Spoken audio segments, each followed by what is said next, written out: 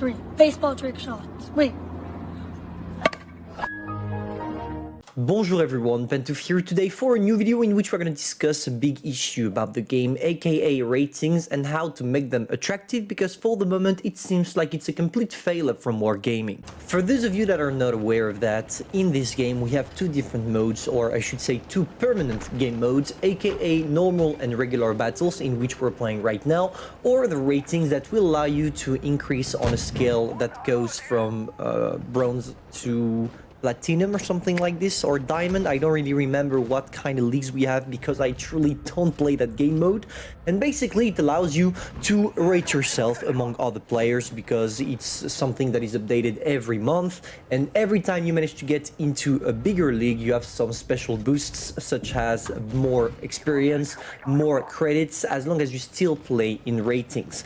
But the problem is this game mode was not popular, and Wargaming tried quite a lot of things to make it popular again. At first it was just a normal rating system, and Wargaming maybe implemented it just to see how the players would react, and unfortunately they were not at the rendezvous, because what happened is nobody is playing those game modes. Wargaming went step by step to make it attractive, starting with boosts on experience and credits, but it was not enough. So Wargaming decided, you know what, let's allow the players to get some avatars, some cool stuff, some cosmetics once they acquire the maximum league, which is the diamond one, because obviously as those are free-to-play rewards, Wargaming doesn't want everyone to have one broken tank or something like this, because that would destroy the matchmaking sooner or later, aka the Annihilator.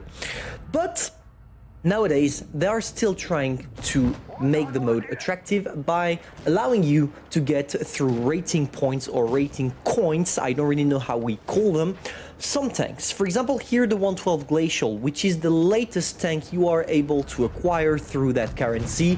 Obviously, it's gonna be quite hard to get it because it will take you probably 1 or 2 months, and being a good player, which implies that you finish in the Diamond League to be able to get those coins. But if I'm not mistaken, every time you play in ratings, you get a certain amount of coins for a battle played. The game calculates how much you earn, and at the end of the season they are giving it to you for you to be able to spend them in the shop.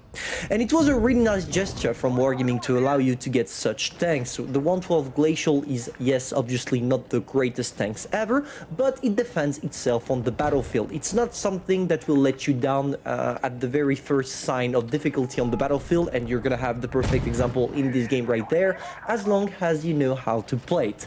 But even with this, I'm pretty sure the game mode is not attractive enough. So what should we change about that rating system to make it maybe a little bit more attractive? We all know how it is, human nature, you play if you get a prize or something in return. That's how human nature works, and you can't go against it. Which implies that if Wargaming wants to make their game mode attractive, they need to make it worth it compared to the regular game mode for the player to play it. And how do you do that? By putting juicy rewards. Maybe hard to obtain, but juicy rewards regardless. And there are two ways of implementing those. The first one is you implement a reward that only the best could get. That's what Wargaming is doing right now with the i6 Fearless, because if you want to get it straight in one season only, you gotta be in the top 10 of players. This is not something attractive because it's only for the 1% of the best players in the world that this reward is oriented for, and not for the majority of players. That's why Wargaming changed their mind after and allowed you to get parts of certificates for the i6 Fearless. And even if it takes quite a lot of time for you to get it, you can get it by waiting and by playing again and again. It will make me take you 1-2 years, but you will be able to get it. But 2 years is too long. World of Tank Blitz is not World of Tank PC. There is Blitz, which implies that it goes fast, and it's not the case. So how do you change that? Let's see it right now. As I said, the problem with the i6 Fearless was that to get the part of the certificate, it took way too much. Maybe Wargaming should replace that mechanism with coins like they are doing right now with the 112 Glacial, but instead give us some really juicy rewards that would still be hard to get, but not skill-based, only for people that like to spend time in ratings, to give a prize to those people that are investing themselves into this game mode. What I mean by that is, let's imagine we have plenty of different leagues. We have bronze, we have gold, we have platinum, and we have diamond. For example, every time you win a game in the Diamond League, you will get maybe 5 to 10 or 10 to 20 gold coins, or not gold coins, but rating coins, or I don't really know what the currency is called, but the one that allows you to get the 112 Glacier right now in the shop. And if they did that, but allowed us to get much more premiums as offers for that, maybe people will be inclined to play that game mode a little bit more, because it would mean that completely free to play based on skill but also luck concerning the wins, you would be able to get a premium completely for free, and a good one.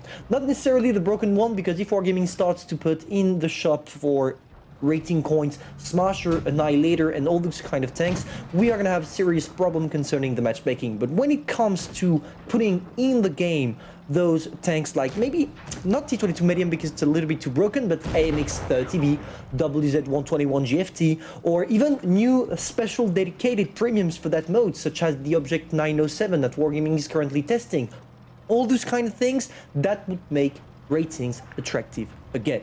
Obviously, there is a huge gap between the playstyle in rating and in regular, and I'm not talking about the skill of players. I'm talking here especially about the fact that most of the people, if we had to do that, would camp because they would like to secure the win in order to get more coins. But I think it would be a viable option for the game to implement. Tell me in the comments, would you agree with something like that or not? Because it's only an opinion I have as someone that doesn't like ratings. I know that if Wargaming implemented such a system allowing us to get really good, useful, and new, especially new premiums in the game, instead of having them in crates all the time from time to time, let's say one time per month or one time per season, I should say, a brand new premium, here people would play ratings a lot much.